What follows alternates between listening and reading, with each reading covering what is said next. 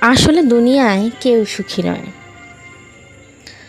আপনি যে জীবন পেয়ে অসুখে ভুগছেন, ঠিক এই জীবনটাই পেয়ে হয়তো পৃথিবীর অন্য প্রান্তে বসে কেউ যুদ্ধ করছে।